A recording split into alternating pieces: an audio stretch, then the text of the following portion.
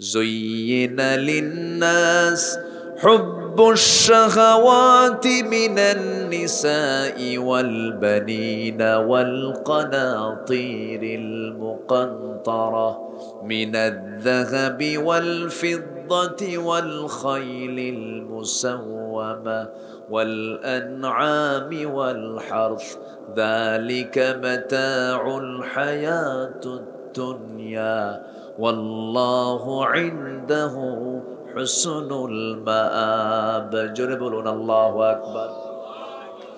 মানুষের জন্য আকর্ষণীয় করা হয়েছে 6টা জিনিসকে। এর মধ্যে 1 নম্বর হলো নারী। পুরুষের জন্য নারী, নারীর জন্য পুরুষ। আমার বন্ধুগণ, এই আকর্ষণটা কে করে দিয়েছেন? আসতে বলবেন না, কে করে দিয়েছেন? গার্লস স্কুলের সামনে গিয়ে কিছু কিছু যুবক দেখবেন এতিমের মতো দাঁড়ায় থাকে, আছে না? ঠিক, হ্যাঁ, দাঁড়ায় থাকে। মনে হয় বাপও নাই মাও নাই। ওর টার্গেট করা মেয়েটা যখন গেট থেকে বের হয়, তার পিছে পিছে সেও রওনা দেয়। মেয়ে কোনো কথা বলে না, ছেলে বলে শোনো একটা বার আমার দিকে তাকাও, 3 রাত হলে ঘুম নাই। আছে না?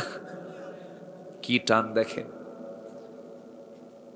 এই টানটা আল্লাহ দিয়ে দিয়েছেন, কিন্তু আল্লাহ বলছেন বান্দা এই টান আমি তোরে দিলাম, কিন্তু পিছনের দরজা দিয়া তুই এরকম উল্টা পাল্টা না করে তোর যৌবন আছে, বিয়েটা করে নে। বাপকে বল, মেয়ের বাপকে ডাইরেক্ট গিয়ে বলো, প্রস্তাব দাও, অবৈধ পন্থায় যেও না, জেনা করো না, জেনা করলে গুনাহ, বিয়ে করলে সওয়াব। হারাম কাজে যেও না, হারাম রিলেশন করো না। Mobile line Viber, WhatsApp imo line Viber, ইমোতে যেও না, মিস কল মেরো না, নোংরামি করো না, কারো ইনবক্সে তুমি গিয়ে নক করো না, এটা চরম গুনার কাজ, চরম পাপের কাজ। والذين يجتنبون كبائر الإثم والفواحش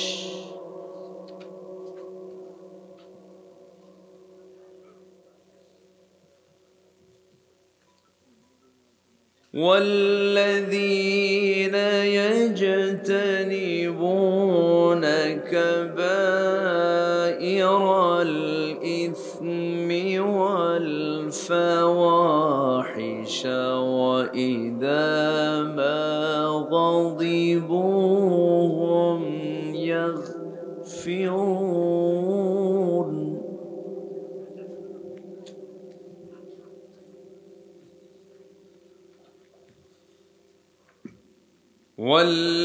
والذين استجابوا لربهم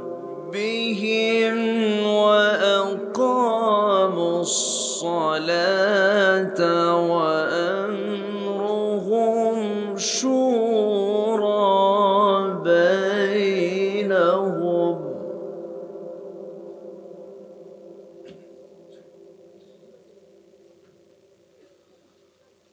وأمرهم شورى بينهم ومما رزقناهم ينفقون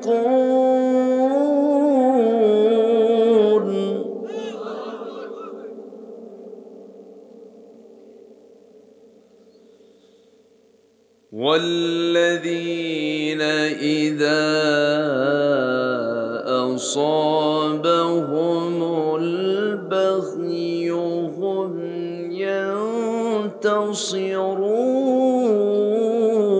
ينتصرون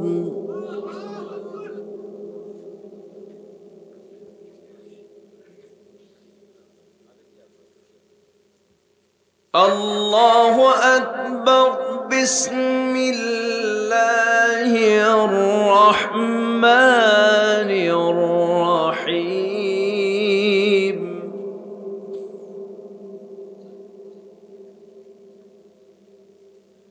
إن الله وملائكته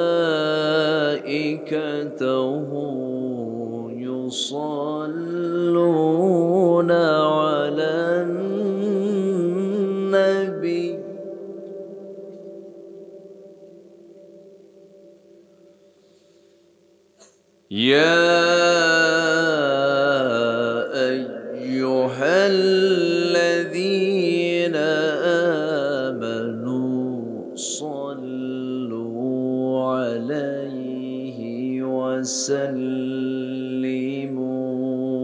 تسليما اللهم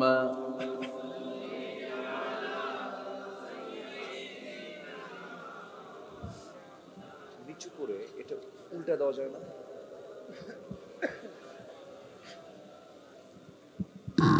উল্টা দেওয়া যায় না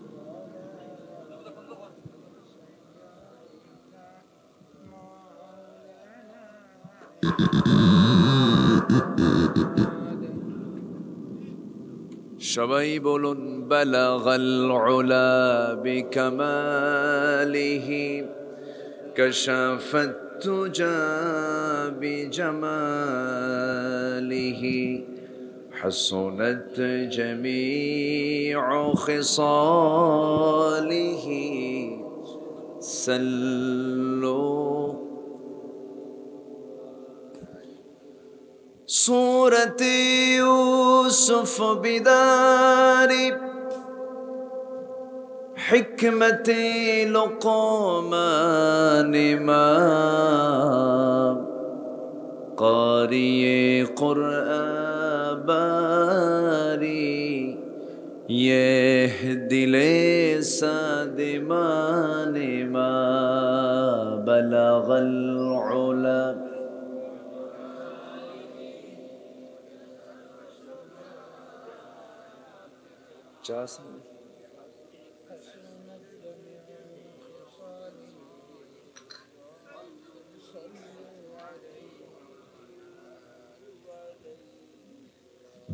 सूरत यूसुफ बिदारी हिकमत लुक़मान इमाम क़ारिए क़ुरआन बारी ये दिले सादिमान मा बलगल उला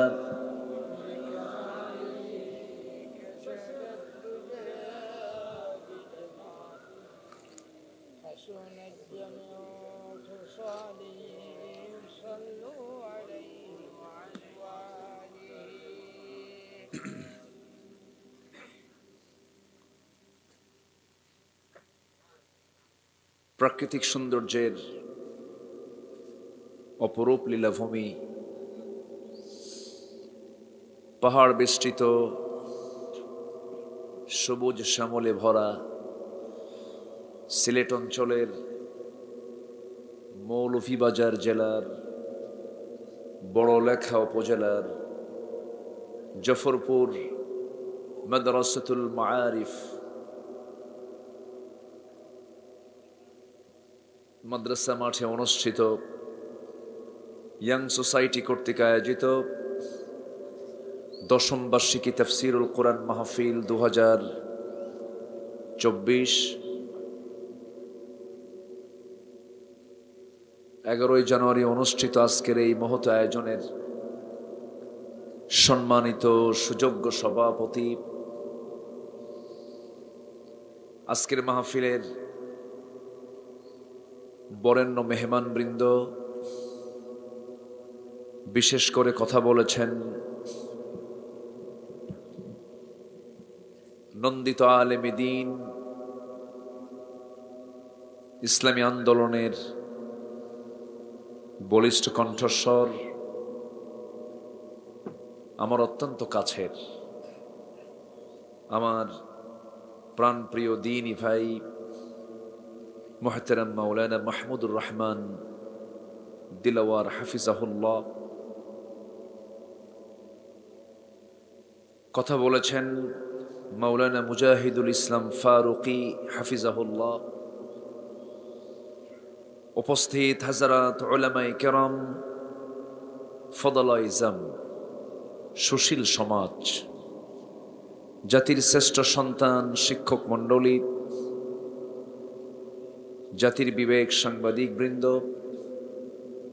সামনে উপস্থিত দূরে কাছের বিভিন্ন স্থান থেকে ছুটে আসা কালেমার ঝান্ডাবাহী, তাওহীদের পতাকাবাহী, দ্বীন ইসলামের নরসারদুল বীর মুজাহিদ, প্রাণ প্রিয় সম্মানিত দ্বীনী ভাইরা, আড়ালে বসে আছেন শ্রদ্ধেয়া সম্মানিতা মা বোনেরা, আলোচনার সূচনায় আনুষ্ঠানিকতার মধ্য দিয়ে আমার পক্ষ থেকে আবারও দিল খোলা সালাম, আসসালামু আলাইকুম ওয়া রাহমাতুল্লাহি ওয়া বারাকাতুহু।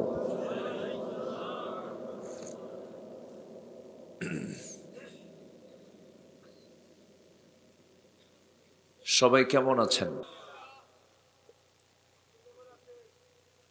আমারও প্রশ্ন করলেন। আল্লাহ তাআলা আমাকে তো আপনার মতোই আপনার কাতারেই রেখেছেন, আলহামদুলিল্লাহ।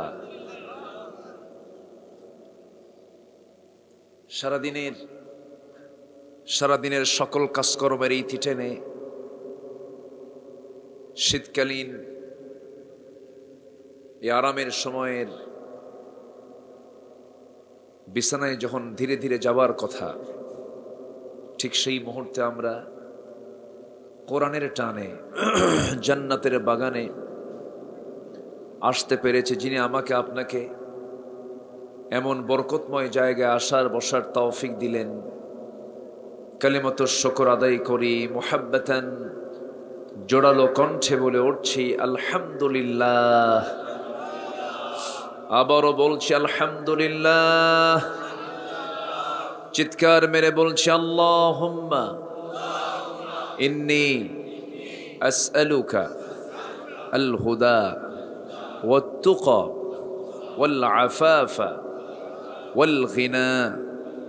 সবাই বলি আল্লাহুম্মা লাকা আসলামতু ওয়া বিকা আমানতু ওয়া আলাইকা তাওয়াক্কালতু ওয়া ইলাইকা আনাবতু ওয়া বিকা খাসামতু।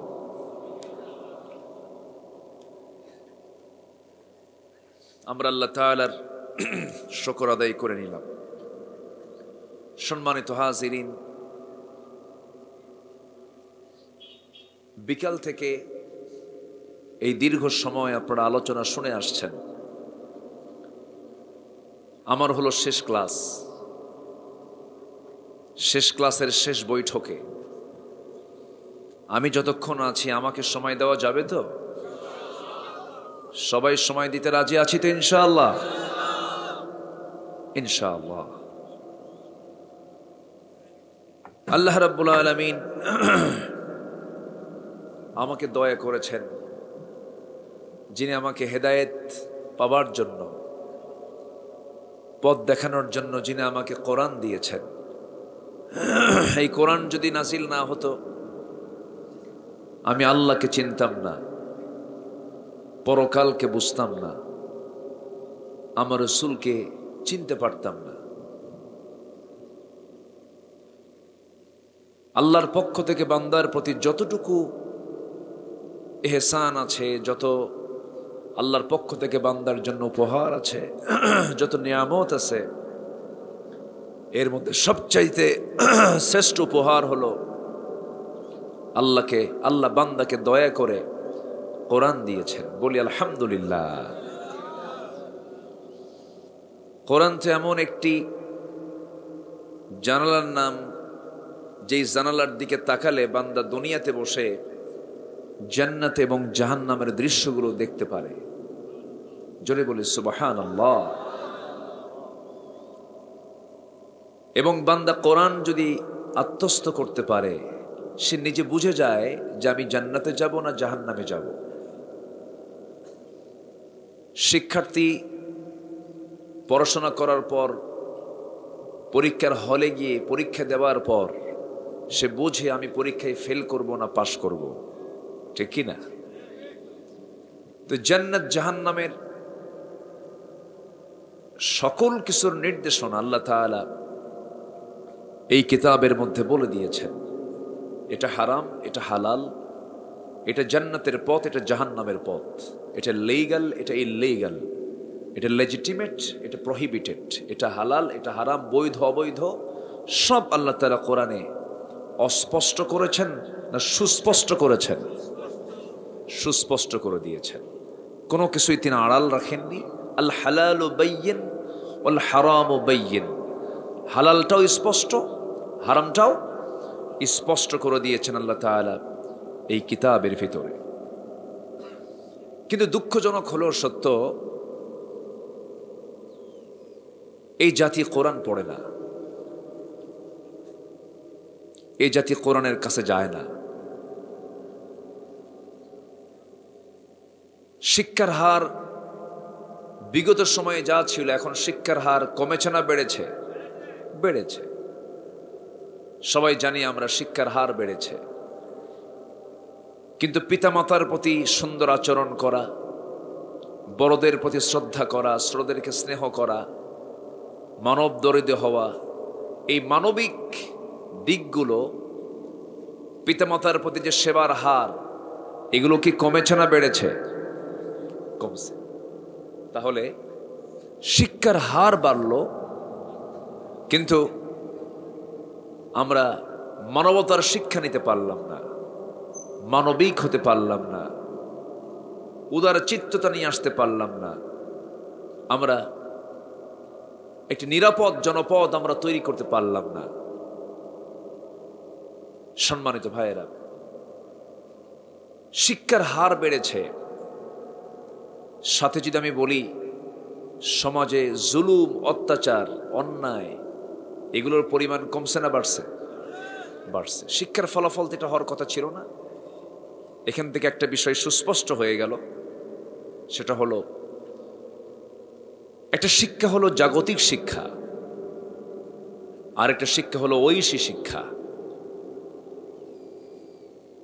আল্লাহর পক্ষ থেকে, আসমান থেকে আল্লাহ তাআলা যেটা নাজিল করেছেন, আসমানি কিতাব শিক্ষার ফলাফল হবে একরকম, জাগতিক শিক্ষার ফলাফল হবে আরেক রকম। আবার এর মানে এটা নয় যে আপনি ডাক্তার হতে পারবেন না, ইঞ্জিনিয়ার হতে পারবেন না, আইনজীবী হতে পারবেন না, তা নয়। আপনি সবই হবেন, কিন্তু সব শেখা আমার আপনার জন্য ফরজ নয়। ডাক্তার কি সবাই হওয়ার জরুরি আছে? সবাইকে ডাক্তার হওয়া লাগে না, সবার ইঞ্জিনিয়ার হওয়া জরুরি নয়, কিন্তু একটা কিতাবের জ্ঞান সবার জন্য ফরজ। এক কিতাবের জ্ঞান অর্জন করা সবার জন্য আল্লাহ রাব্বুল আলামিন ফরজ করে দিয়েছেন। প্রথম হুকুম আল্লাহ তাআলা নামাজের দেননি, প্রথম হুকুম আল্লাহ তাআলা রোজার দেননি।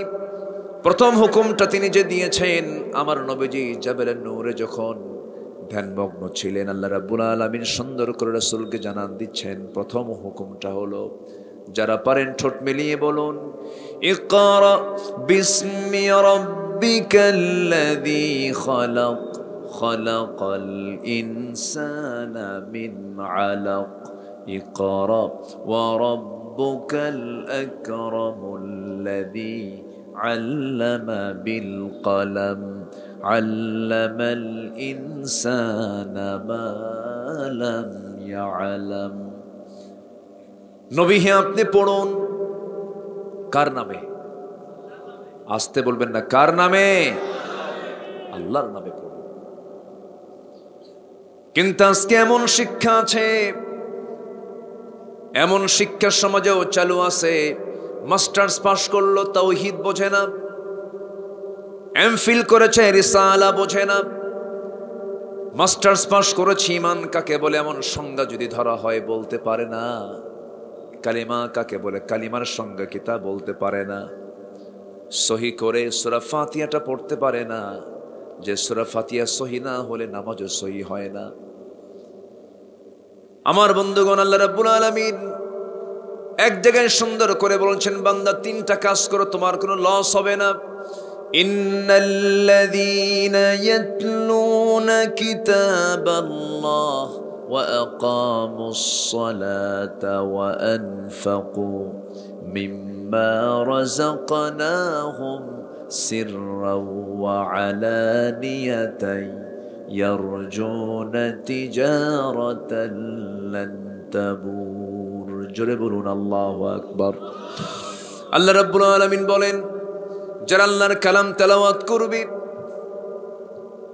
নামাজ যারা কায়েম করবে, এবং আমি যে রিজিক দিয়েছি, যে জীবিকা দিয়েছি, তা থেকে যে বান্দা গোপনে প্রকাশ্যে আমার পথে যারা খরচ করবে, ইয়ারজুনা তিজারাতাল লান তাবুর, আশা করা যায় এই সমস্ত কাজগুলোতে তার বিন্দু পরিমাণ কোনো লস নাই।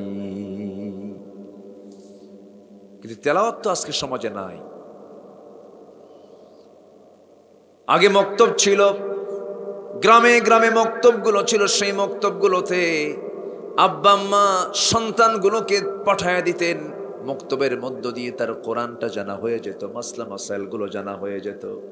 কিন্তু আজকে সেই মক্তবগুলো নাই। সেই মক্তবগুলোর জায়গায় দখল করে নিয়েছে কেজি স্কুল।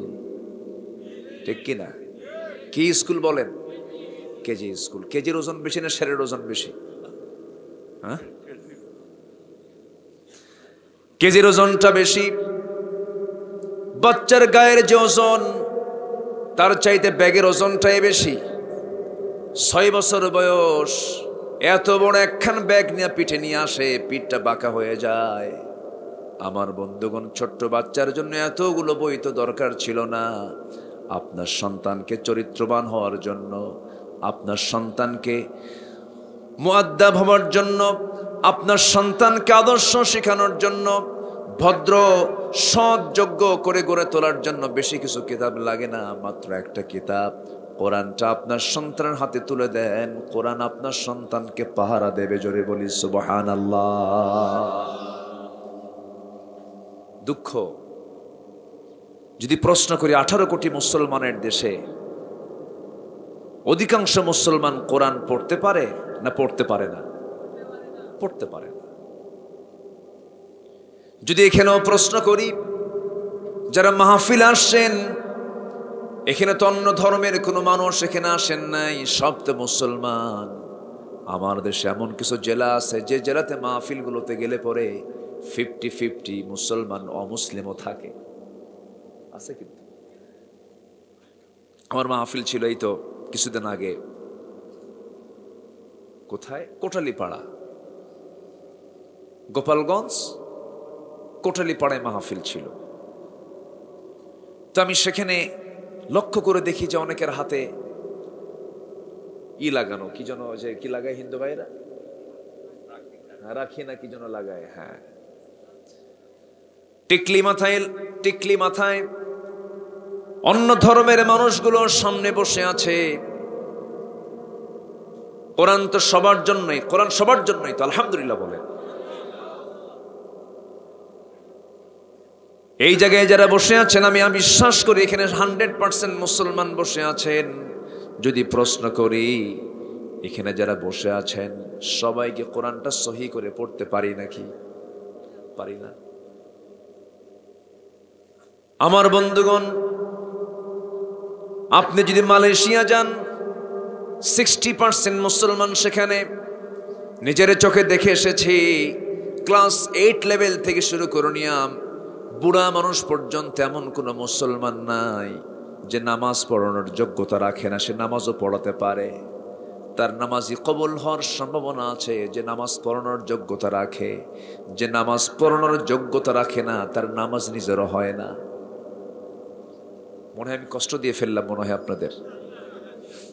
এটা কি চলে? এটা অফ করেন, এত আওয়াজ হয়। এই তো কত সুন্দর।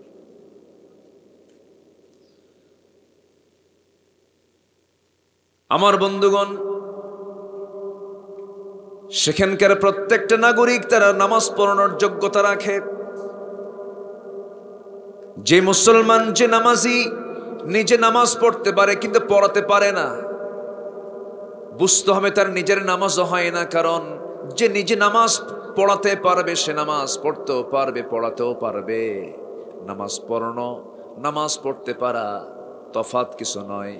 নামাজ সহি হওয়ার জন্য 1 নম্বর শর্ত হলো কোরআনটাকে সহি করে পড়তে হবে। আপনি কোরআনকে প্রশ্ন করুন, কোরআন তুমি কাকে লানত দাও? কোরআন বলছে রুব্বা কারিন লিল কুরআনি ওয়াল কুরআনু ইয়ালআনুহু। আমি কোরআন তাকে লানত দেই যে বান্দা আমি কোরআন আমাকে সহি করে পড়ে না। মারাত্মক, এটা হচ্ছে গুনার কাজ।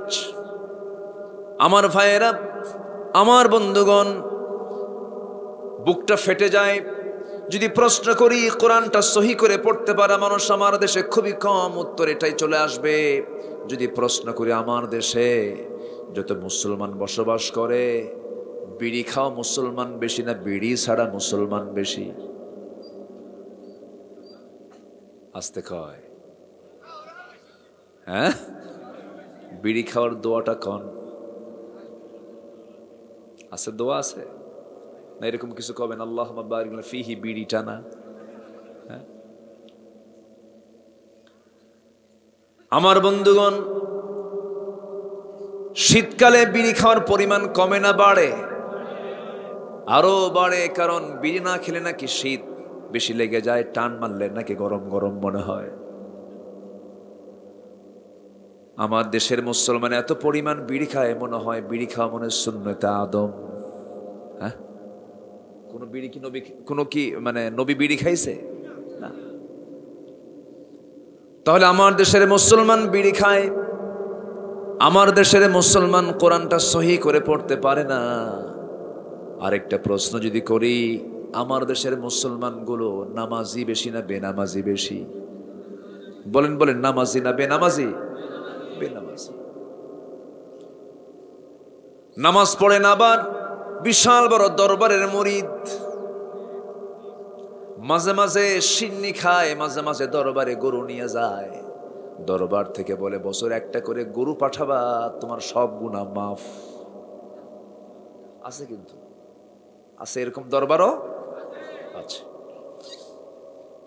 যারা বাপ মাকে দেখে না, প্রতিবেশীকে দেখে না, আত্মীয় স্বজনের খেয়াল রাখে না, কিন্তু বাবার খেয়াল রাখে, বাবার দরবারে গরু পাঠায়। আমি আমার ভাষায় বলি, প্রায় বলি, যারা দরবারে গরু পাঠায় তারা আরেক বলদ। যারা ছাগল পাঠায় তারা আরেক রাম ছাগল। মাজার দেখলে পরে অনেকের মাথা খারাপ হয়ে যায়। মাজার দেখলেই দেখবেন কিছু সংখ্যক পাগল আছে, মাজারের দিকে টাকা ফিকা মারে। আমি নিজের চোখেও দেখেছি, মক্কা মদিনায় অনেকে যায়, সেই জায়গায় দিকে সাফা মারোয় দিকে টাকা ছিটাচ্ছে। মানে কিছু রোগ আমার দেশে আছে, বুঝলেন? টাকা কি মরা মানুষের দরকার না জিন্দা লোকের দরকার? তো কবরে শুয়ে আছে কি জিন্দা লোক? ও বিড়ি খাবে? মরা লোকের তো টাকার দরকার নাই, মরা লোকের কোনো সম্পদের প্রয়োজন নাই। যখন মানুষ মরে যায় তার সবকিছু আমলগুলো, আমলের ধারাগুলো বন্ধ হয়ে যায়, শুধু থেকে যায় তিনটা জিনিস। ইনকাতা আমালুহু ইল্লা মিন সালাসা, ইল্লা মিন সাদাকাতিন জারিয়া। সাদকা জারিয়া থেকে যায়, নেক সন্তান থেকে যায়, যখন সে তার জন্য দোয়া করে, উপকারী জ্ঞানটা থেকে যায়, সব আমলের ধারাগুলো বন্ধ হয়ে যায়। আমার বন্ধুগণ, এই জন্য আমি আপনাকে কিছু প্রশ্ন করছি, হতাশ হবেন না। তাহলে প্রথমবার পেলাম, সেটা হলো কোরআনটা সহি করে পড়তে পারে না মানুষ। আজকে আমার দেশের মুসলমান নামাজ পড়ে না মুসলমান, বিড়ি খায় মুসলমান। যদি প্রশ্ন করি, এই বাংলাদেশের যত মুসলমান আছে তাদের বাহ্যিক সুরতের দেখে যদি প্রশ্ন করি, দাড়িওয়ালা মুসলমান বেশি না দাড়ি কাটা মুসলমান বেশি? আসতে কয়, বলেন, দাড়িওয়ালা না দাড়ি কাটা? দাড়ি কাটা। দাড়ি রাখে না। এখন আদম থেকে শুরু করে নিয়া আমার রাসূল পর্যন্ত লক্ষাধিক পয়গম্বর যে পৃথিবীতে আসলেন, সমস্ত পয়গম্বর গুলো ছিলেন দাড়ি ছাড়া না দাড়িওয়ালা? বলেন বলেন বলেন, দাড়ি ছাড়া না দাড়িওয়ালা? সমস্ত পয়গম্বর দাড়িওয়ালা হলেন। আপনি কার আদর্শ লালন করেন যে আপনার মুখে দাড়ি নাই? দাড়ি তো নাই, আবার নেতা এমন মোষটা রাখে মোটা, 2.5 ইঞ্চি হাইব্রিড জাতের মোষ আছে না নাই? এখন তো নেতা হওয়ার জন্য তেমন কোনো গুণাবলী লাগে না। নেতা হওয়ার জন্য 2টা গুণ, একটা গুণ হলো মোষ মোটা, আরেকটা গুণ হলো পেট মোটা। 10 মাস পেট একখান হতে হবে। এত খাওয়া খাইছে, সামনে এত বড় পেট, আসতো একটা কদু। আছেন এরকম? আছে না? খাওয়ার সময় তো হুঁশ থাকে না, খালি খাই যে। হারাম খাবার খেলে পরও শারীরিক একটা আল্লাহ তাআলা তার উপরে বোঝা চাপায় দেন। হারাম কোনো খাবার দেহের মধ্যে ঢুকাবো না আমরা। আমার বন্ধুগণ, তাহলে সমস্ত নবী ছিলেন দাড়িওয়ালা, আমি মুসলমান, আমাকে হতে হবে দাড়ি ছাড়া না দাড়িওয়ালা। দাড়িওয়ালা। এখন যুবকদের মাথার চুলগুলো দেখছেন কিনা জানি না, যুবকদের মাথার চুল দুই পাশে কোনো চুল নাই, চামড়া বের করা, পিছনেও চুল নাই, চামড়া বের করা, মাথার উপরে গোল করে রাখছে বাটি সাটিং। কি সাট? বাটি রেখে সাটে, কাউয়া কাটিং, কাউয়া। আমার বুঝে আসে না। যখন বলা হয় যুবক তোমার এই সাইডের চুলগুলো তুমি এরকম করে রাখছো কেন? দুই সাইডে নাই, পিছনে নাই, মাথার উপরে গোল করে দক্ষিণ তালপট্টির দ্বীপ মাঝখানে রেখে দিয়েছে। যখন বলা হয় যুবক এই ডিজাইনটা তুমি কোথায় পাইছো? কে মেসি, তুমি কি নেইমার, তুমি কি কুত্তা? আসে না, আসে না, আসে না, না। কিন্তু তোমার ভাবা দরকার ছিল আমার রাসূল কেমন করে চুল রেখেছেন, আমার রাসূল কেমন করে দাড়ি রেখেছেন, আমার নবী কি পোশাক পরেছেন, আমার নবী কেমন করে কথা বলেছেন, আমার নবী কেমন করে খেয়েছেন, কেমন করে তিনি ঘুম পেরেছেন। সমস্ত কথাগুলো কোরআন হাদিসে আছে না নাই? আসতে বলবেন না, আছে না নাই? আছে। শার্ট প্যান্ট পরে, পোশাক পরে, কিন্তু সব পোশাক দেখা যায়। নতুন প্যান্ট কিনে আনে, সেই প্যান্টগুলো ফাটা, মনে ইঁদুর খেয়ে রাখছে, এখানে ফাটা, ওখানে ফাটা, হাঁটু ফাটা, হাঁটু ফাটা, আছে না? হাঁটু ফাটছেন যে, হাঁটু ফাটা প্যান্ট নিয়ে নামাজ পড়লে নামাজ কবুল হবে না। সব কিছু তো একটা মডেল মানতে হবে আমাদের, সেটা হলো লাকাদ কানা লাকুম ফি রাসূলিল্লাহি উসওয়াতুন হাসানাহ লিমান কানা ইয়ারজুল্লাহা ওয়াল ইয়াওমাল আখির ওয়া যাকারাল্লাহা কাসীরা। জোরে বলুন আল্লাহু আকবার। তোমাদের জন্য উত্তম আদর্শের বাস্তব নমুনা কেউ নন। উত্তম আদর্শের বাস্তব নমুনা তোমাদের জন্য একজন মানুষ, তিনি হচ্ছেন মুহাম্মদুর রাসূলুল্লাহ। রাসূল ছাড়া অন্য কেউ তোমার মডেল হতে পারে না, রাসূল ছাড়া অন্য কেউ তোমার নেতা হতে পারে না, রাসূল ছাড়া অন্য কেউ তোমার আদর্শ হতে পারে না। আমরা সবাই অমোক সেনা নই, আমরা সবাই রাসূল সেনা। আমরা সবাই কি সেনা? রাসূল সেনা। নেতার জায়গায় রাসূলকে বাদ দিয়ে যদি অন্য কাউকে নেতা মানেন, নবীর সুপারিশ আপনার কপালে নাই। কথা ক্লিয়ার? সম্মানিত ভাইয়েরা, অনেক কথা আছে, আমাকে সময় দেবেন তো নাকি? আমি এর আগে এখানে এসেছিলাম দিনের বেলা, না? দিনের বেলা। এবার এসেছে রাতের বেলা, তাহলে দিনও হলো, রাতও হয়ে গেল। খুব সুন্দর মানুষ আপনারা, বলি আলহামদুলিল্লাহ। একটু বসুন। আমি সূরাতুশ শূরা থেকে আমি কয়েকটা আয়াতে কারিমা আমি তেলাওয়াত করেছি। এই আয়াতগুলোকে সামনে রেখে আমি কিছু কথা বলতে চাচ্ছি। আমাদের এই পৃথিবীতে বেঁচে থাকতে গিয়ে সবচেয়ে বড় বিষয়টা খেয়াল রাখতে হবে, সেটা হলো আমাদের জীবন থেকে পাপকে কেমনে দূরে রাখা যায়। পাপ নিয়ন্ত্রণ করতে হবে, পাপ মুক্ত থাকার চেষ্টা করতে হবে। কিন্তু আমরা কেউ কি পাপ জীবনে করি নাই এমন কেউ কি আছেন? আসতে বলে পাপ নাই। হ্যাঁ, একটু উল্টা হয়ে গেছে, জি, না সমস্যা নাই। সম্মানিত ভাইয়েরা, ফেরেশতার পাপ হবে কেমনে? ফেরেশতার তো পাপ করার যোগ্যতাই নাই, পাপ করার যোগ্যতাই নাই। আল্লাহ তাআলা তাকে পাপ করার জন্য যে যোগ্যতা, সেই যোগ্যতাই দেন নাই। তার মধ্যে খাওয়া নাই,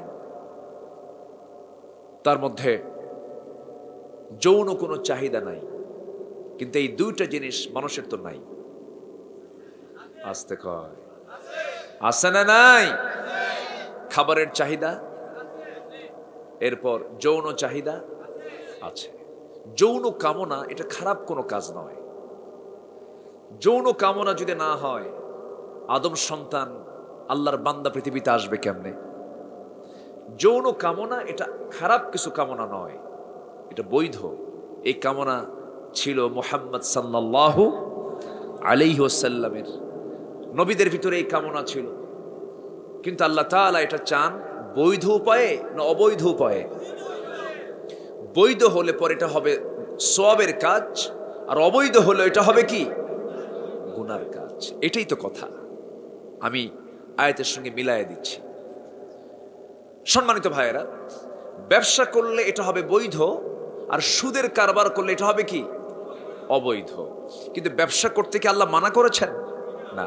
ব্যবসা কি গুনার কাজ না সওয়াবের কাজ? একজন সৎ ব্যবসায়ী এবং রাসূল, আমার রাসূল বলেছেন আমি জান্নাতের মধ্যে 2 নখের দূরত্ব অবস্থান করব। বিশাল ব্যাপার। তাহলে ব্যবসা খারাপ নয়, কিন্তু সুদ খাওয়া কি? আস্তে কয়, আরো জোরে, আরো জোরে। কিছু লোক আছে আবার বলে কি জানেন, সুদ তো ব্যবসার মতোই। কি বলে? সুদ তো ব্যবসার মতোই। শুধু বলে ইসলামী ব্যাংক, ওরা নাকি শরিয়া অনুযায়ী চালায়। কেমন করে? এই একই জিনিস। দেখেন এইভাবে বলে যে একই জিনিস। সুদ আর ব্যবসা যদি একই হয়, তাহলে কোন পুরুষ এবং নারী যদি বৈবাহিক সম্পর্ক তৈরি না করে, ইজাব কবুল না করে যদি নারী পুরুষ একত্রিত হয়, তখন হবে এটা সওয়াবের কাজ না গুনার কাজ? গুনার কাজ। কিন্তু একত্রিত হয়েছে যে উপায়ে, ঠিক বিয়ের পরে নারী পুরুষ কি অন্য উপায়ে একত্রিত হয়?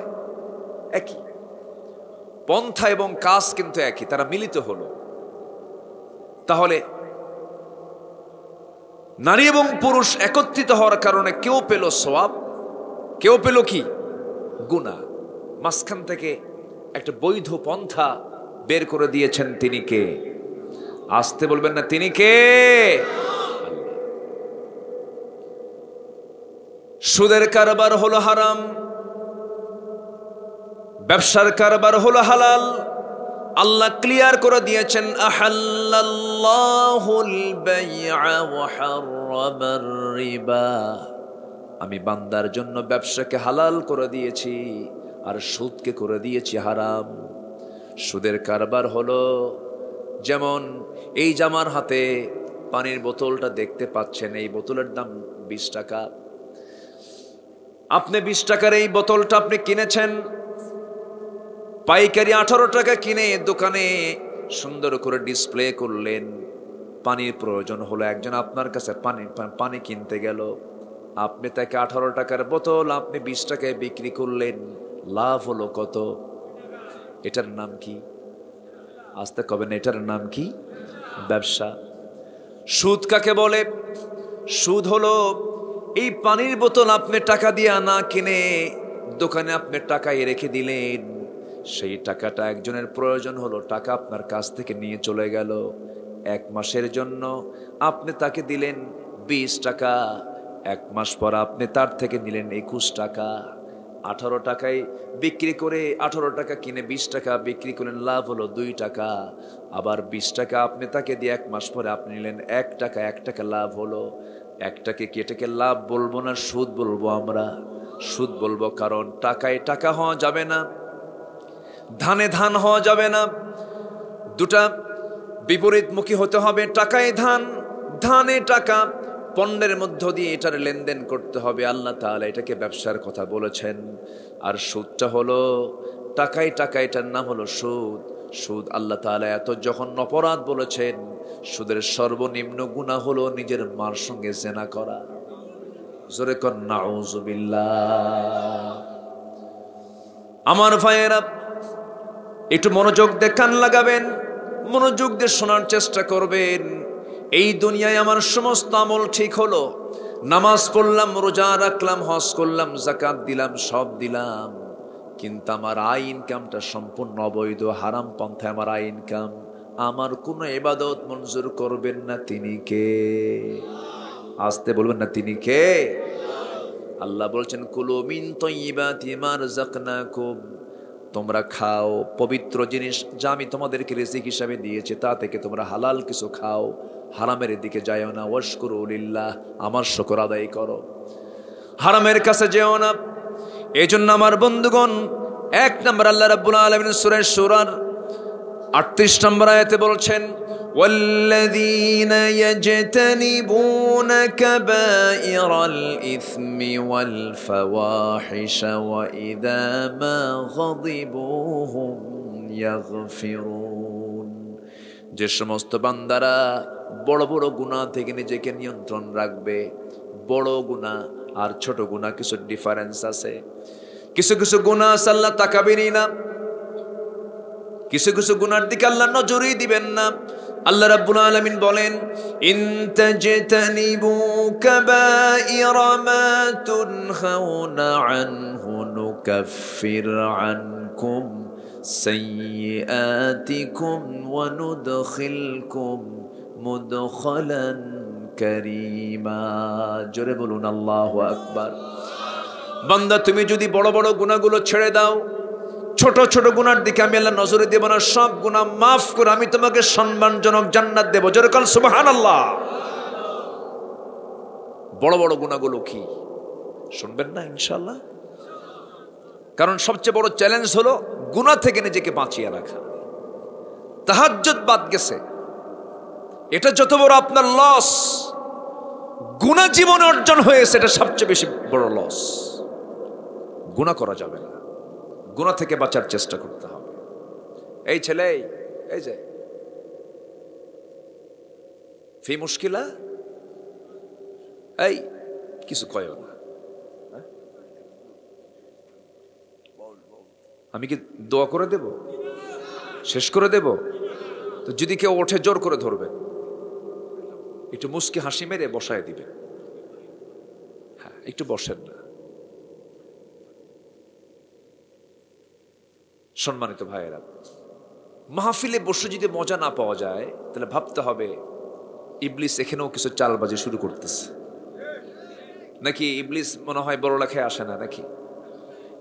আসে, বড় লেখায় আসে, আসে না? আসে। ইবলিস যায় না কোথায়? আমার বাপরে জান্নাতে গিয়ে ধরছে। আমার আব্বা আদম আলাইহিস সালাম এবং মা হাওয়া আলাইহিস সালামকে কোথায় গিয়ে ধরছে? জান্নাতে গিয়ে ধরেছে। ফাযাল্লাহুমা শাইতান, দুজন কি পদস্খলন ঘটায় দিছে। তাহলে ইবলিস যদি জান্নাতে গিয়ে আমার বাপকে ধরে, বড় লেখা নাই। বসেন। মাহফিলে বসে যদি মজা না পাওয়া যায় তাহলে ভাবতে হবে ওয়াসওয়াসা দেওয়ার জন্য কে আছে? শয়তান আছে। একটু বসেন। আমরা আল্লাহর কাছে এখন আমরা রহমতের চাদরে আবৃত হয়ে আছি, আল্লাহর কালাম শুনতেছে বলে বলি আলহামদুলিল্লাহ। অনেক বরকতময় মুহূর্ত আমরা পার করছি। গুনাহ হয়ে যাবে, গুনাহ যে হবে না তা না, গুনাহ হবে। গুনাহ হলে মাফ চেয়ে নেব কার কাছে? আসতে বলবেন না, মাফ চেয়ে নেব কার কাছে? আল্লাহর কাছে। গুনাহ হয়ে যাবে, হঠাৎ করে কোনো গুনাহ হয়ে গেল, চোখের পানি ফেলে কেঁদে নেব, আল্লাহ ভুল হয়ে গেছে মাফ করে দাও। আল্লাহ মাফ করার জন্য আছেন, আমরা গুনাহ করার জন্য আছি। কারণ আল্লাহ তাআলা এক জায়গায় বলছেন, হাদিসে কুদসির মধ্যে এসেছে, লাউ লাম তুযনিবু লাযাহাবাল্লাহু বিকুম ওয়া লাজাআ বিকওমিন হাত্তা ইউযনিবুন। বান্দা, তুমি যদি গুনাহ না করো, আমি তোমাকে দুনিয়া থেকে মিটিয়ে তোমাকে দুনিয়া থেকে বের করে দিয়া এমন কিছু জাতি পাঠাবো দুনিয়াতে যারা গুনাহ করবে, চোখের পানি ফেলে আমার কাছে মাফ চাবে, আমি তাকে মাফ করে দেব। তাহলে আজকে থেকে গুনাহ করা শুরু হোক, এরকম কিছু। আল্লাহ তাআলা বান্দাকে হতাশ না করে আশা দিচ্ছেন, বান্দা আমি তোকে যৌন ক্ষমতা দিয়েছি, আমি তোকে পেটে ক্ষুধা দিয়েছি, আমি তোকে দুনিয়ার বিভিন্ন লোভ আমি তোর মধ্যে ঢুকায় দিয়েছি, আকর্ষণ করে দিয়েছি। আল্লাহ নিজেই বলছেন, যুয়িনা লিন্নাস حب الشهوات من النساء والبنين والقناطير المقنطرة من الذهب والفضة والخيل المسومة والأنعام والحرث ذلك متاع الحياة الدنيا والله عنده হুসনুল মাআব। জোরে বলুন আল্লাহু আকবার। মানুষের জন্য আকর্ষণীয় করা হয়েছে 6টা জিনিসকে। এর মধ্যে 1 নম্বর হলো নারী। পুরুষের জন্য নারী, নারীর জন্য পুরুষ। আমার বন্ধুগণ, এই আকর্ষণটা কে করে দিয়েছেন? আসতে বলবেন না, কে করে দিয়েছেন? গার্লস স্কুলের সামনে গিয়ে কিছু কিছু যুবক দেখবেন এতিমের মতো দাঁড়ায়া থাকে, আছে না? ঠিক, হ্যাঁ, দাঁড়ায়া থাকে। মনে হয় বাপও নাই মাও নাই। ওর টার্গেট করা মেয়েটা যখন গেট থেকে বের হয়, তার পিছে পিছে সেও রওনা দেয়। মেয়ে কোনো কথা বলে না, ছেলে বলে শোনে একটাবার আমার দিকে তাকাও, 3 রাত হলে ঘুম নাই। আছে না? কি টান দেখেন। এই টানটা আল্লাহ দিয়ে দিয়েছেন, কিন্তু আল্লাহ বলছেন বান্দা এই টান আমি তোরে দিলাম, কিন্তু পিছনের দরজা দিয়া তুই এরকম উল্টা পাল্টা না করে তোর যৌবন আছে, বিয়েটা করে নে। বাপকে বল, মেয়ের বাপকে ডাইরেক্ট গিয়ে বলো, প্রস্তাব দাও, অবৈধ পন্থায় যেও না, জেনা করো না, জেনা করলে গুনাহ, বিয়ে করলে সওয়াব। হারাম কাজে যেও না, হারাম রিলেশন করো না। Mobile line Viber, WhatsApp imo line Viber, ইমোতে যেও না, মিস কল মেরো না, নোংরামি করো না, কারো ইনবক্সে তুমি গিয়ে নক করো না। এটা চরম গুনার কাজ, চরম পাপের কাজ। ডিভাইসকে তুমি জাহান্নামের কারণ বানায় নিও না। আজকে বান্দার জীবনের সবচেয়ে বড় গুনাহ হলো এই সমস্ত গুনাহগুলো। ডিভাইস ব্যবহারে সচেতন হওয়ার দরকার আছে না নাই বলেন? আছে। আগে মানুষ সিনেমা দেখতো সিনেমা হলে গিয়া, এখন কি সিনেমা হল লাগে নাকি? আগে সিনেমা হলে একটা সিনেমা দেখে আসতো, একটা ছবি দেখে আসতো, এখন মোবাইল আছে, 1000 সিনেমা, 1000 ছবি। কত বড় পাপের জায়গা এখানে ইহুদি খ্রিস্টানরা করে রেখে দিয়েছে। তোমাকে নষ্ট করার জন্য সব ব্যবস্থাপত্র তোমার সামনে উপস্থাপন করা হয়েছে। আমার বন্ধুগণ, যুবকরা, বিশেষ করে যুবকদেরকে বলবো, তোমার চক্ষুটা ঠিক রাখবা, চোখের নজরটা ঠিক রাখবা, কানটা ঠিক রাখবা, নফসটা ঠিক রাখবা, জিহবা ঠিক রাখবা, তোমার গোপনাঙ্গ তুমি কন্ট্রোল করে রাখবে।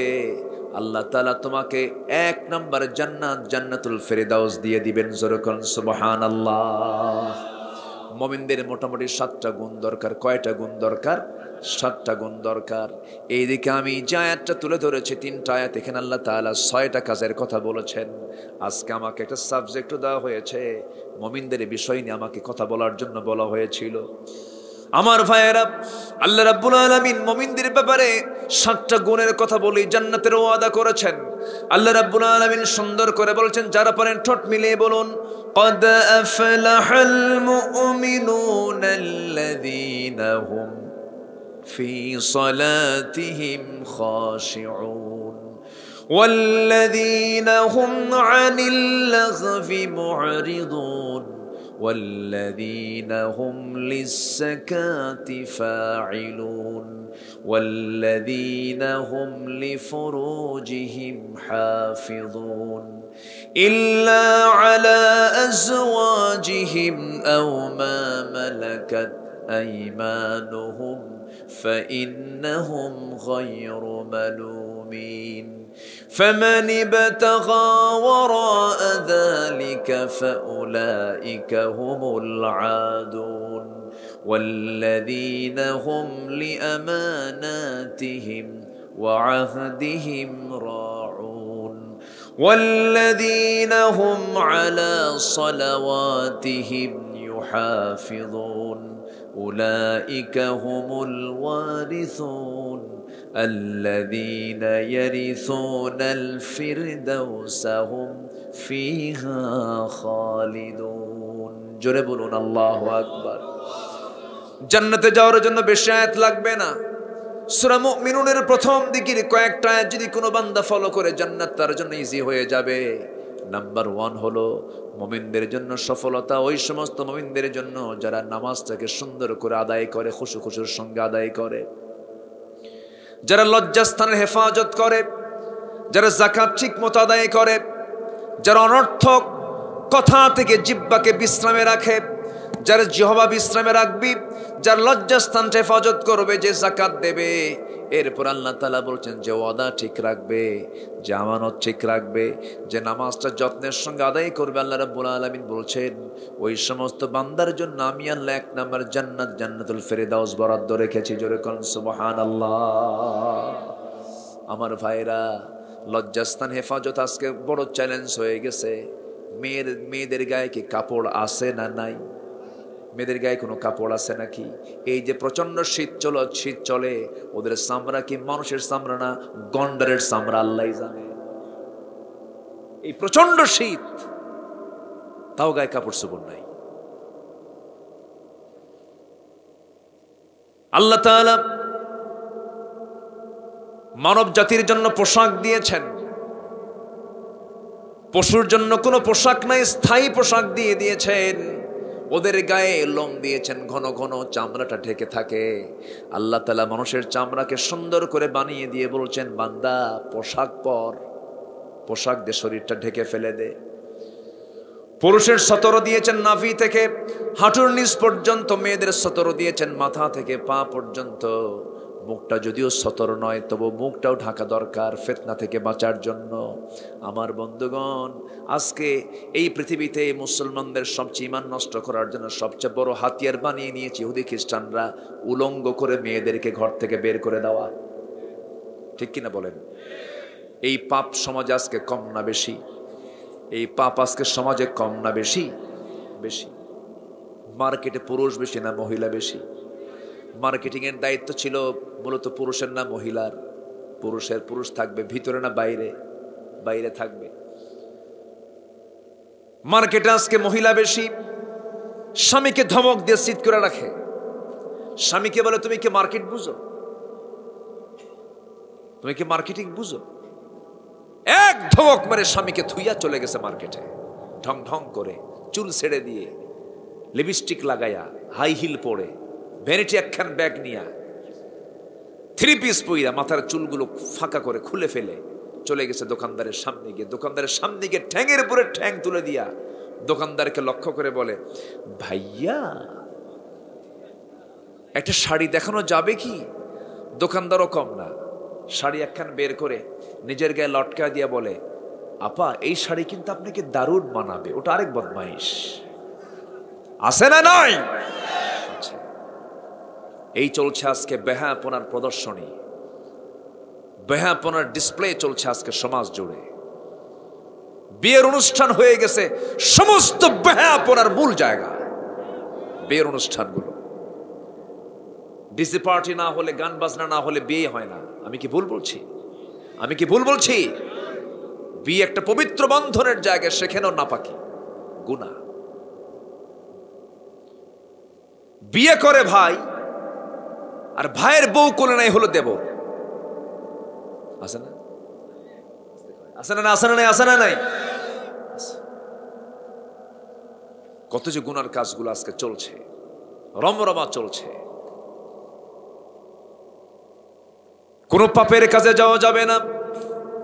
1 নাম্বার হলো পাপ নিয়ন্ত্রণ। পাপকে আমরা নিয়ন্ত্রণ করব, পাপ থেকে নিজেকে দূরে রাখবো। চোখের গুনাহ আছে না নাই বলেন? কানের গুনাহ আছে না নাই বলেন? চিন্তার গুনাহ আছে না নাই বলেন? এরপরে লজ্জাস্থানের গুনাহগুলো আছে। এই সমস্ত গুনাহ থেকে বাঁচার জন্য চেষ্টা করতে হবে যুবক, বিশেষ করে যুবকরা। ও যুবক, আল্লাহ বলছেন সাবআতু ইযিল্লুহুমুল্লাহু ফি যিল্লিহি ইয়াউমুল লা যিল্লা ইল্লা যিল্লুহু। আরশ আজিমের ছায়া ছাড়া সেদিন কোনো ছায়া থাকবে না। আমি 7টা শ্রেণীর মানুষকে আমি আল্লাহ তাআলা আরশ আজিমের ছায়ায় জায়গা দেব। এর মধ্যে 1 শ্রেণীর যুবক, যে যুবককে কোনো নারী প্রেমের প্রস্তাব দিল, সুন্দরী নারী প্রেমের প্রস্তাব দেওয়ার পরও সে বলল ইন্নী আখাফুল্লাহ, আমি আল্লাহকে ভয় করি। আল্লাহ বলবেন, ও যুবক, আজকে আমি তোকে আরশ আজিমের ছায়ায় জায়গা দিয়ে দিলাম। নোংরামি করা যাবে না যুবক, বুকটা ফেটে যায়। আজকে যুবকদের কি গঠন করার জন্য কোনো পরামর্শ নাই। যুব মন্ত্রণালয় নামে একটা মন্ত্রণালয় আছে না, কি আছে সেখানে? কোনো কিছুই তো খুঁজে পাই না। যুবকরা আজকে ধ্বংসের দ্বার প্রান্তে, যুবকরা আজকে শেষ হয়ে যাচ্ছে। মায়ানমার থেকে ইয়াবা আসে, ইয়া বাবা, কি ইয়া বাবা আসে। আবার ভারত আমাদের কত বড় বন্ধু, সেখান থেকে ফ্যান্সি ডিল কি পাঠায়, একদিকে ফ্যান্সি আর একদিকে ইয়াবা, দুইটা এসে যুবকদের মাথা নষ্ট করে দিয়া যুবকরা শেষ হয়ে গেল, ধ্বংস হয়ে গেল। নেশাক্রান্ত করে যুবকদেরকে শেষ করে ফেললো। এইদিকে এত নোংরা দুনিয়া হয়ে গেছে।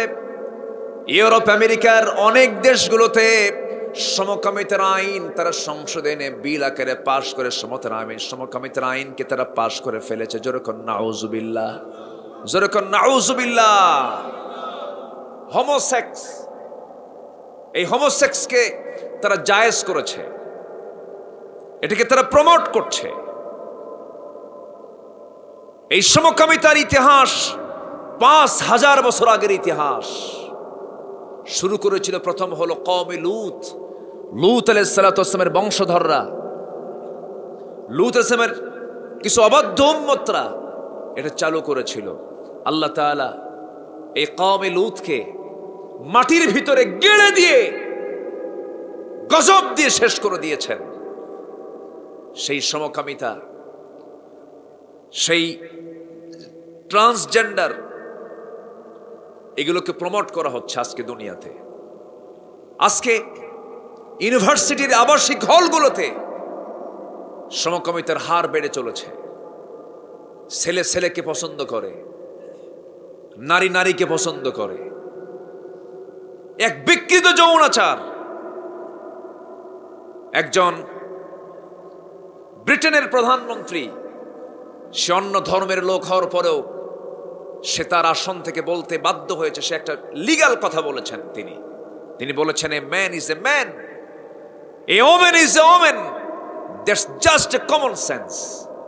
একটা পুরুষ একটা পুরুষ, একটা নারী একটা নারী, কমন সেন্স থাকলে এর ভিতরে অন্য কিছু আসার কথা ছিল না।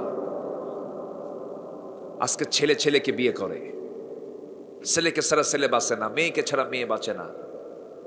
এই বিকৃত যৌনাচার, এটাকে উৎসাহ করা হচ্ছে, উৎসাহ দেওয়া হচ্ছে। আমার দেশে ওই কুত্তার চেয়েও জঘন্য কিছু বেয়াদব তৈরি হয়েছে, ঠিক কিনা? যুবকরা, জীবনকে ধ্বংসের দিকে ঠেলে দিও না। গনোরিয়া, সিফিলিস, HIV, এই সমস্ত জটিল জটিল রোগগুলো কখন আসে? যখন সমাজে অবাধ যৌন মেলামেশা যখন অনৈতিকভাবে যখন ছড়িয়ে পড়ে, তখন সমাজে অসুস্থতার হার কমে না বাড়ে? কমে না বাড়ে? বাড়ে। এই সমস্ত কাজে যুবকরা কখনো পা দিও না। তোমার যৌবনকে কাজে লাগাও। কার ইবাদতে? আসতে বলবেন না, কার ইবাদতে? বিয়ের প্রয়োজন হবে বলে ফেলবে, মুখ ফুটে বলে ফেলবে। আব্বাকে বলবা, আব্বা বিয়ে করাও। হয়তো মনে মনে বলবেন, হুজুর আব্বা তো রাজি না। এরকম চিন্তা অনেকে, কি যুবকরা এরকম না আছে না, কিছু পেরেশানি আছে না, কিছু কয় না।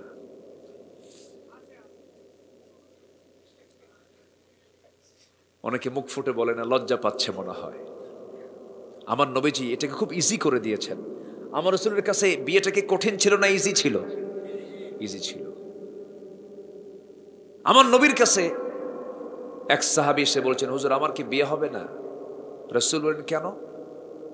আমার তো কেউ পছন্দ করে না, আমি কালো মানুষ। রাসূল বলেন, কে বলেছে তোমার বিয়ে হবে না? তোমার বিয়ের দায়িত্ব আমি রাসূল নিজে নিলাম, যাও। সুবহানাল্লাহ বলবেন না? বিয়ের সম্পর্ক ক্যারিয়ারের সাথে নয়, বিয়ের সম্পর্ক হলো যৌবনের সাথে। যৌবনের সাথে ক্যারিয়ার গঠন করতে গিয়ে তোমার যৌবন, তোমার চরিত্র তুমি হারিয়ে ফেলেছ, তার ফলাফল ডাস্টবিনে বাচ্চাগুলো জন্ম দেয়, আছে না? কুকুর সিগারের খাবার হয়ে যায় সেই সমস্ত শিশুগুলো। কেন? রাসূল তার নিজের কলিজার টুকরা 4টা মেয়ের মধ্যে সবচেয়ে আদরের মেয়ে ছিল কে বলেন? বলেন কে? ফাতিমা রাদিয়াল্লাহু তাআলা আনহা। তাকে রাসূল বিয়ে দিয়েছেন কি ধনী কোন সাহাবীর সাথে না গরিব সাহাবীর সাথে? গরিব সাহাবী। এখন মেয়ের বাপরা কি চায়? হ্যাঁ, এই ইউরোপ আমেরিকা, এই তো আমি এটাই শোনার অপেক্ষায় ছিলাম। ছেলের বাড়ি কোথায়? কমক জায়গায়। কি করে? কেটা করে? ওর কি ইউরোপ আমেরিকা সিটিজেনশিপ আছে? কে আছে? মঙ্গল গ্রহে অফিস আছে?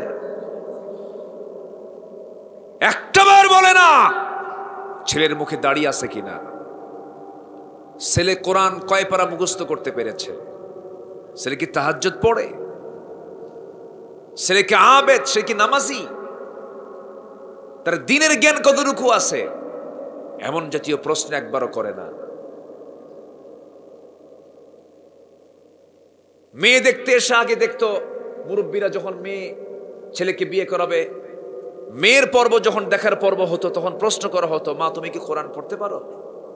তিনি সূরা তাহরিমের তাফসিরে আসছে, তিনি বলছেন সেই সময় একটা দোয়া করছেন, এত সুন্দর দোয়া। আল্লাহ পাক বলছেন, ও দুনিয়ার মানুষ, আমার আসি আমারকে এত সুন্দর করে ডাকছে, এই ডাকের দোয়াটা আমি তোদের জন্য কোরআনে কোট করে দিলাম।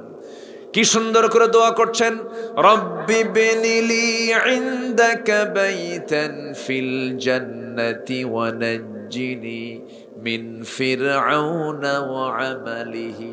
আল্লাহ তুমি আমার জন্য বানায় দাও একটা ঘর, ইনদাকা তোমার কাছে, ফিল জান্নাহ একটা ঘর, তোমার কাছে জান্নাতের মধ্যে একটা ঘর তুমি আমার জন্য বানায় দিবা, আর আমাকে ফিরআউন থেকে আমাকে বাঁচায় দিবা।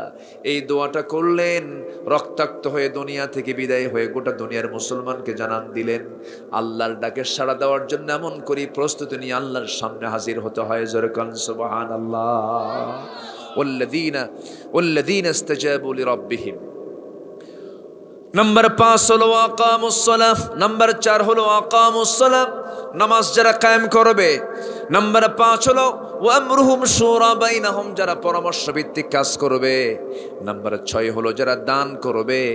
ওয়া মিম্মা রাযাকনাহুম ইউনফিকুন, আল্লাহর পথে যারা দান করবে। আল্লাহ রাব্বুল আলামিন বলছেন এই জাতীয় যারা কাজ করবে, আল্লাহ রাব্বুল আলামিন সুন্দর করে বলছেন ওই সমস্ত বান্দার জন্য ওয়াসলাহা ফাজরুহু আলাল্লাহ, তাদের জন্য আমি আল্লাহ আমার পক্ষ থেকে বিশাল বড় পুরস্কার রয়েছে। জোরে বলেন সুবহানাল্লাহ। আল্লাহ আমল করার তৌফিক দান করুন। জোরে বলি আল্লাহুম্মা আমিন। আরো জোরে আল্লাহুম্মা আমিন, আরো জোরে আল্লাহুম্মা আমিন। সম্মানিত ভাইয়েরা, কয়টা বাজে?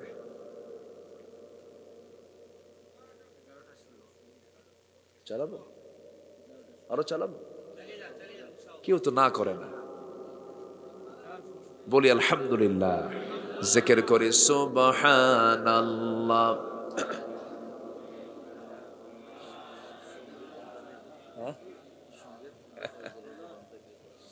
আরো জোরে সুবহানাল্লাহ ওয়ালহামদুলিল্লাহ। আরো জোরে লা ইলাহা। আসমানে আল্লাহ, জমিনে আল্লাহ, আসমানে আল্লাহ, জমিনে আল্লাহ, হায়াতে আল্লাহ, মৌতে আল্লাহ, লা ইলাহা। আরো জোরে লা ইলাহা। আরো জোরে সুবহানাল্লাহ আলহামদুলিল্লাহ। আরো জোরে লা ইলাহা। আরো জোরে লা ইলাহা। লা ইলাহা ইল্লাল্লাহু মুহাম্মাদুর রাসূলুল্লাহ সাল্লাল্লাহু আলাইহি ওয়াসাল্লাম। জিকির করি আল্লাহ আল্লাহ।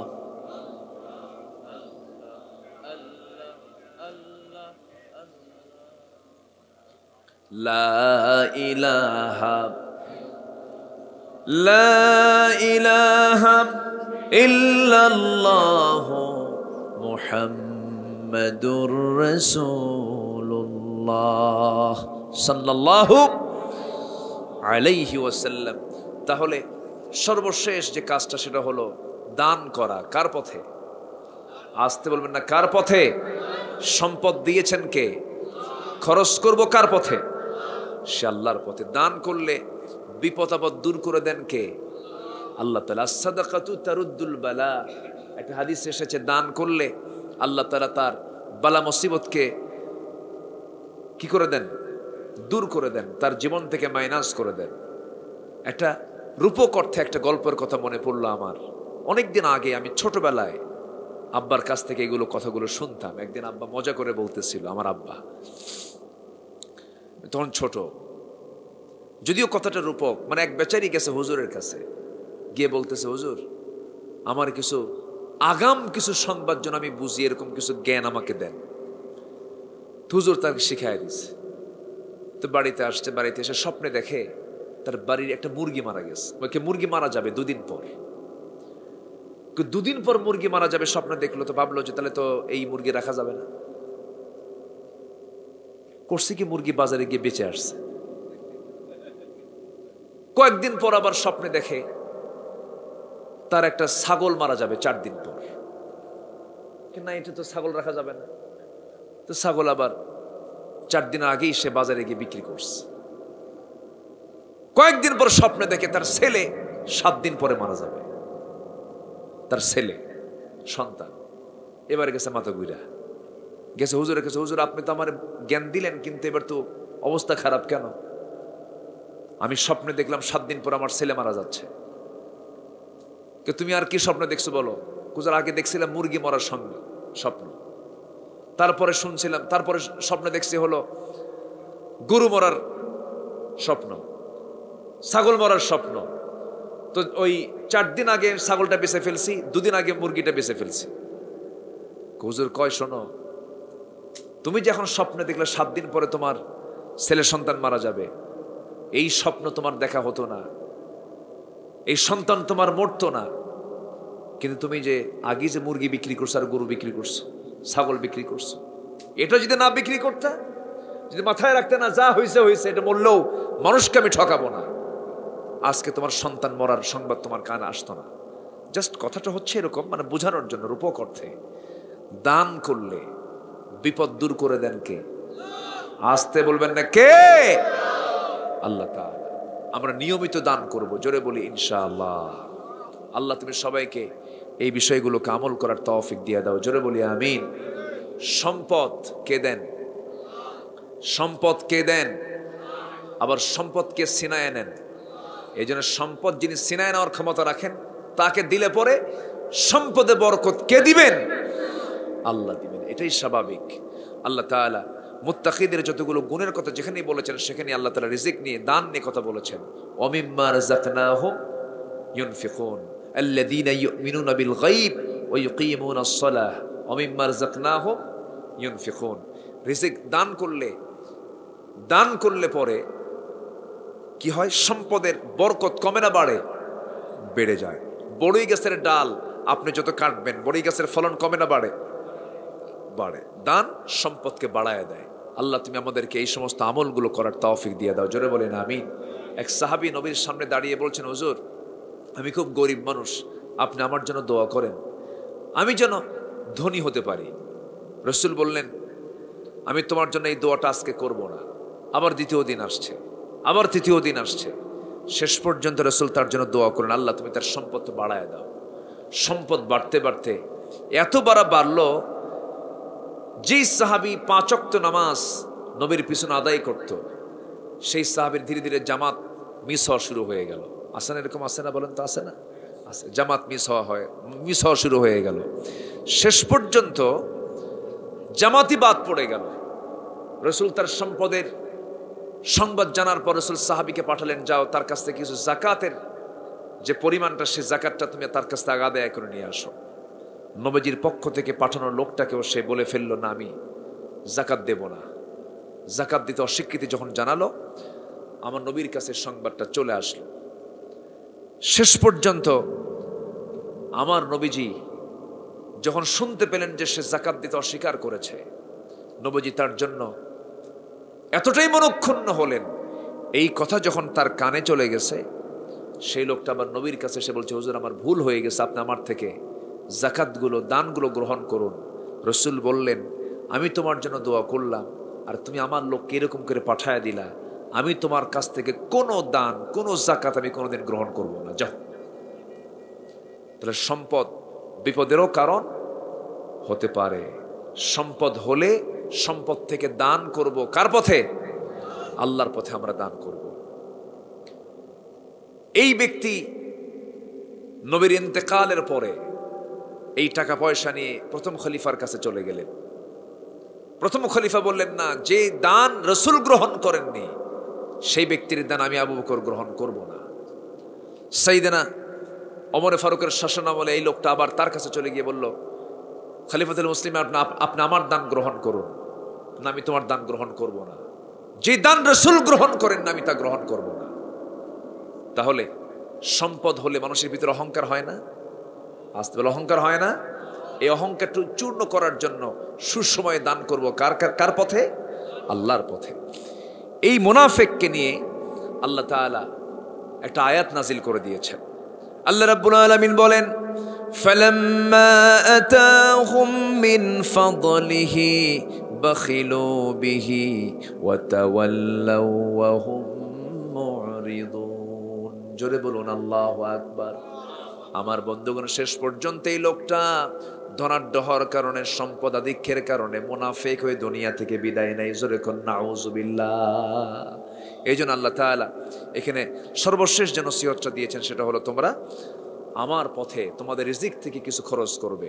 আল্লাহ তাআলা আমাদেরকে রাগ নিয়ন্ত্রণ, পাপ নিয়ন্ত্রণ, আল্লাহর রবের ডাকে সাড়া দেওয়া, এরপরে কি নামাজ কায়েমের সংগ্রাম করা, পারস্পরিক পরামর্শের ভিত্তিতে কাজ করা এবং আল্লাহর পথে নিয়মিত দান করার, এই সুন্দর সুন্দর কাজগুলো করার আঞ্জাম দেওয়ার তৌফিক সবাইকে দান করুন।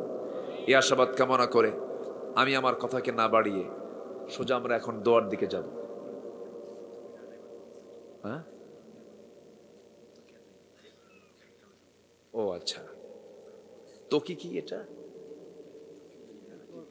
ও আচ্ছা আচ্ছা, হ্যাঁ বলবো গজল বলবো, শুনবেন না আপনারা ইনশাআল্লাহ? তো একটু মাহফিল কমিটি আপনাদের একটু বিরক্ত করবে, তারা একটু আপনাদের পকেটে হাত দিতে চায়। রাগ করবেন আপনারা? আস্তে করে রাগ করবেন? আচ্ছা, তো যে যা পারি আমরা সবাই দেব ইনশাআল্লাহ, একটু দিল থেকে যে যা পারি। যদি কারো কাছে টাকা পয়সা না থাকে, যদি বিড়ি থাকে বিড়িও দেন। মানে আমি দেওয়ার আধিক্য বুঝাচ্ছি। এই যুবকরা যাচ্ছে, কেউ হতাশ করবেন না। আমার মা বোন কি মাহফিল আছে? মা বোনদের বসার আয়োজন করবেন আগামী থেকে। সুন্দর করে পর্দার ব্যবস্থা করে, মেয়েদের একটা বসার জায়গা করে দিবেন, সেখানে মাইক দিয়ে দিবেন। মেয়েরাও যেন দিনের কথাগুলো শুনতে পারে। মেয়েদের শোনার দরকার আছে না নাই বলেন তো? মেয়েদের কাছে ওয়াজ করেছেন মুহাম্মদ সাল্লাল্লাহু আলাইহি ওয়াসাল্লাম, সহিহ বর্ণনা আসছে, রাসূল ওয়াজ করেছেন। এজন্য মেয়েদের দিন বোঝার দরকার আছে। আমার তো বহু মাহফিল আছে, মহিলা সমাবেশ হয়, সেখানে মেয়েরা বহু আসে, পর্দার নিয়ম রক্ষা করে সেখানেই করা হয়। আব্বার রুহের মাগফিরাতের জন্য দোয়া আছে। কি নাম আপনার? আব্দুর রহমান। মার কথা মনে করে কিছু অর্থ দান করেছেন। আল্লাহ তুমি তার মার কবরটাকে জান্নাতের টুকরা বানাও। জোরে বলে আমিন। শাহিন আহমদ 500 টাকা আল্লাহ কবুল করো, নেক নিয়ত মঞ্জুর করো, আব্বা আম্মাকে মাফ করো। জোরে বলি আল্লাহুম্মা আমিন। আর কে আছেন? আমরা সবাই দেব ইনশাআল্লাহ। আল্লাহ তুমি সবাইকে দিল থেকে দেওয়ার তৌফিক দাও।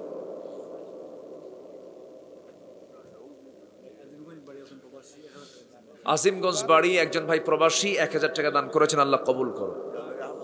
জাবের আহমদ 2000 টাকা, আল্লাহ কবুল করো। জি, ব্যাগ চলে গেছে। টুপি না, টুপিতে করতেছে না, এটা নতুন সিস্টেম দেখতেছে। আমি তো বুঝলাম আজকে এখানে নতুন করে। জি আলহামদুলিল্লাহ, আল্লাহ তুমি সবার দানকে কবুল করো। জোরে বলি আল্লাহুম্মা আমিন। আচ্ছা আচ্ছা,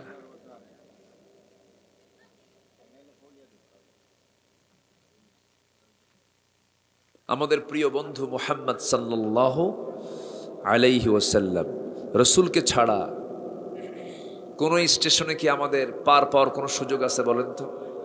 মিজান, পুলসিরাত, হাশর সব জায়গায় লাগবে একজন ব্যক্তিকে, তিনি হচ্ছেন মুহাম্মদ সাল্লাল্লাহু আলাইহি ওয়াসাল্লাম। তিনি আমার চরম পরম বন্ধু। সে রাসূলকে নিয়ে একটা নাতে রাসূল আমি বলার চেষ্টা করছি, দেখি কতটুকু পারা যায় এই শেষ সময়ে ভাঙ্গা ভাঙ্গা গলায়। আমার ভাইও আগে প্রস্তাব দিয়েছেন, সে কোন বন্ধু বলো বেশি বিশ্বস্ত, সে কোন বন্ধু বলো বেশি বিশ্বস্ত, কার কাছে মন খোলে দেয়া যায়, কার কাছে সব কথা বলা যায়, হওয়া যায় বেশি আশ্বস্ত, তার নাম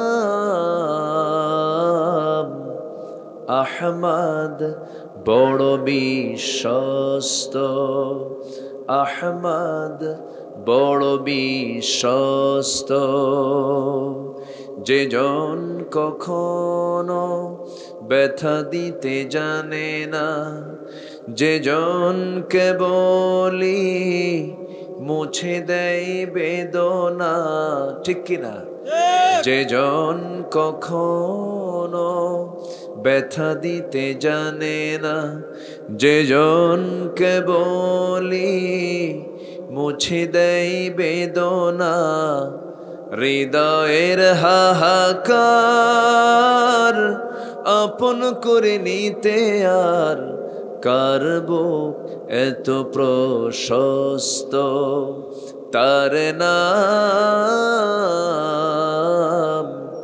আহমদ বড় বিশ্বস্ত।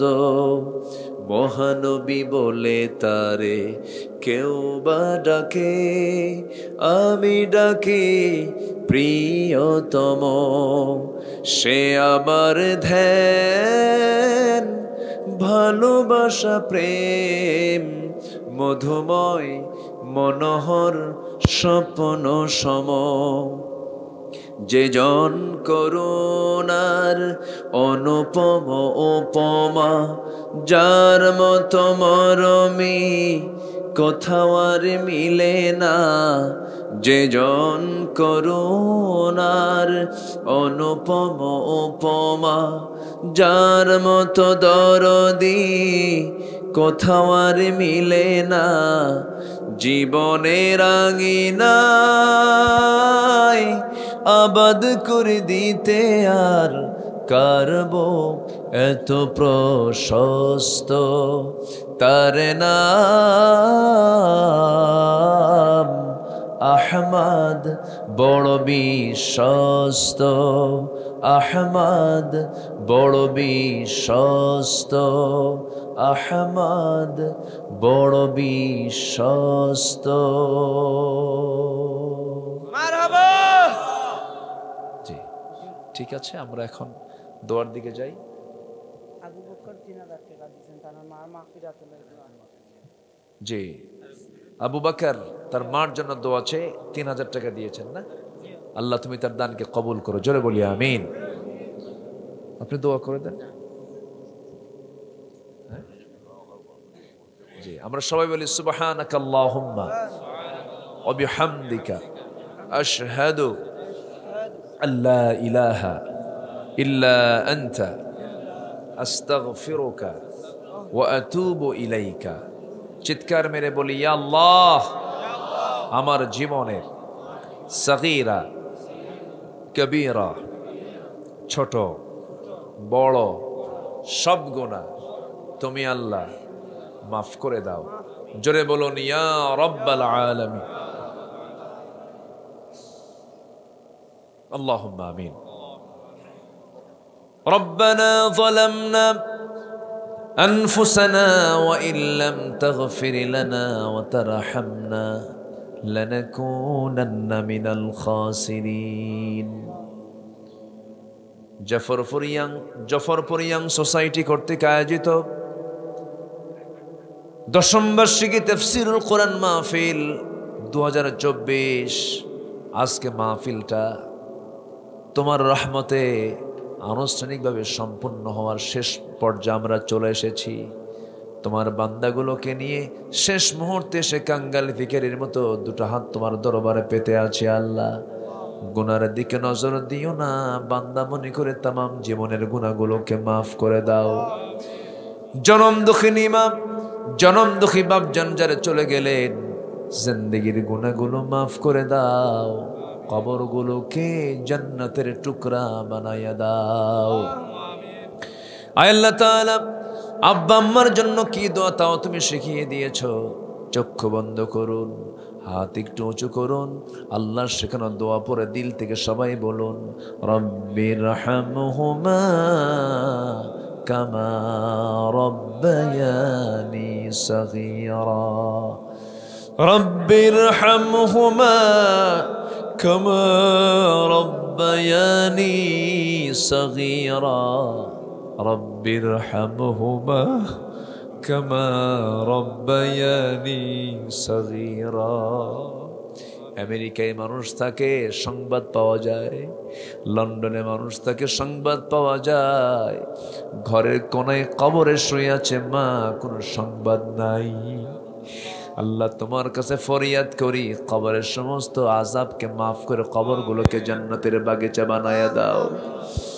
আল্লাহ তাআলা, বিশেষ করে মাহফিলের আয়োজন করেছেন যারা, শোনার জন্য আসছেন যারা, বিনিময়ে কিয়ামতের কঠিন ময়দান, যেদিন কেউ কাউকে চিনবে না, সেই কঠিন মুসিবতের দিন এ মাহফিল সবার জন্য নাজাতের মাধ্যম তুমি আল্লাহ বানায়া দিও।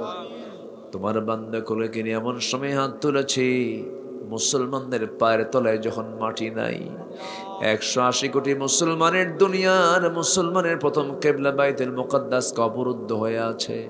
তোমার কাছে ফরিয়াদ করে এই মুসলিম সংকটে এই 180 কোটি মুসলমানদের জন্য তুমি আল্লাহ একটা ওমর তুমি আল্লাহ দয়া করে পাঠায়া দাও। মুসলমানদের বাইতুল আকসা তুমি আল্লাহ মুসলমানদের হাতে তুলে দাও। আয় আল্লাহ তাআলা, তোমার বান্দাগুলো যা যা চাই কারো চাওয়া তুমি আল্লাহ ফেরত দিও না, যার যে সমস্যা তুমি আল্লাহ সমাধান করে দিও, তারেককে তুমি আল্লাহ কবুল করে নাও। সবার নাম তো আমার জানা নাই, যার যা চাওয়া তুমি আল্লাহ দয়া করে পাওয়া করে দাও। জফরপুর ইয়াং সোসাইটির সকল সদস্যদেরকে তুমি আল্লাহ দয়া করে কবুল আর মঞ্জুর করে নাও। দুনিয়া থেকে কোন দিন বিদায় নেব জানি না, ডানাতে আমলনামা না আসা পর্যন্ত কবরে নিও না। ও আল্লাহ, কোন দিন দুনিয়া থেকে বিদায় নেব জানি না, জন্মের সময় তো সিরিয়াল থাকে, মরার সময় সিরিয়াল থাকে না। আল্লাহ, তোমার কাছে ফরিয়াদ করি, তোমার পছন্দের বান্দা না হওয়া পর্যন্ত মরণ দিও না।